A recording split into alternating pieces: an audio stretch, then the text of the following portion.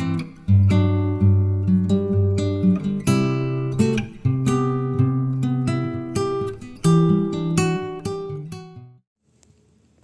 day guys, Drone PH here. So another video again, okay? So this is our Mini 2. So while waiting for the DJI update, okay, I just want to try the return to home with the DJI, okay? Because some of our friend complain about the return to home, the RC loss connection. So we will try to fly around 100 meters or more than, okay? And we will turn off the remote controller, okay?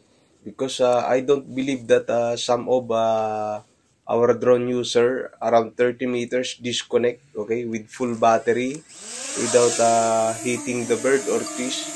I don't believe, guys. So we will try if accurate return to home with this our Mini 2, okay? So let's do this, guys. Let's go. Okay, so we'll fly around more than 100 meters maybe, guys. Then after that, I will turn off our remote controller to be sure if the DJI drone return to home without the remote controller, okay? Because I don't believe what they said. If you have a full battery without hitting the trees or bird and not return to home, I don't believe, guys. This is the proof that the DJI have advanced technology, guys.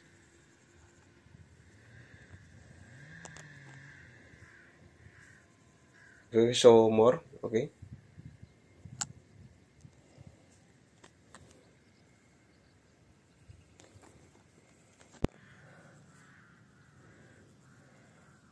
Okay, so we'll turn off the remote controller, guys. We will see if the drone return to home without the remote controller. So let's turn off. Okay. So we don't have any connection now, guys. Okay, the RC off. Okay. So we'll wait a few minutes, okay, to return the drone.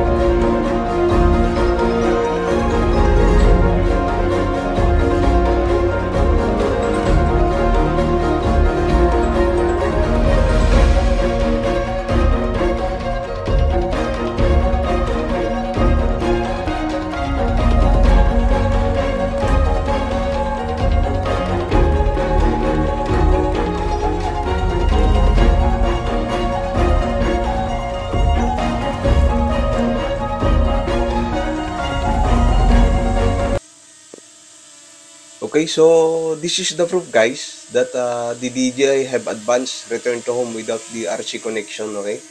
As we see. Okay. So if you have a struggle without a return to home, maybe you need calibrate before you taking off, okay? Or using your drone. For me, every time I fly, I always calibrate first, okay? So, better calibrate, guys, before you fly, okay? That's my advice, so that you will not struggle with the lost drone, okay? With the return to home. As we see, we check and 100% accurate with the DJI Mini 2. So, that's only the quick test, guys.